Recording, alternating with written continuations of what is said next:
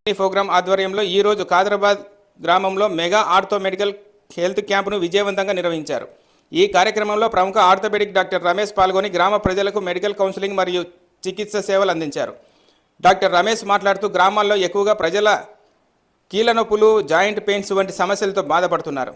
వీటికి గల ముఖ్యమైన కారణాలు పోషకాహార లోపం, శారీరక శ్రమ, వయసుతో పాటు జీవనశైలిలోని మార్పునని ఆయన పేర్కొన్నారు. ఈ మెగా హెల్త్ క్యాంపులో దాదాపు 250 మంది అనారోగ్యంతో బాధపడుతున్నట్లు పేషెంట్లు వైద్య సేవలు అందించారు. వారికి ఉచితంగా వైద్య పరీక్షలు, మందులు మరియు ఆరోగ్య మార్గదర్శకత అందించబడింది.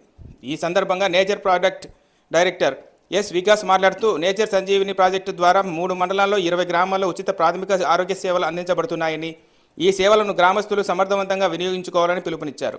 ఈ కార్యక్రమంలో project coordinator K Bangarubabu, doctor Ramesh, Chennai, Ghouse, Maheshwari, Deepthi, Basha మరియు నేచర్ ప్రోడక్ట్ సిబ్బంది, ఫైనాన్స్ ఆఫీసర్ జిఎస్వి కృష్ణ పాల్గొని ఈ కార్యక్రమాన్ని విజయవంతంగా నిర్వహించారు.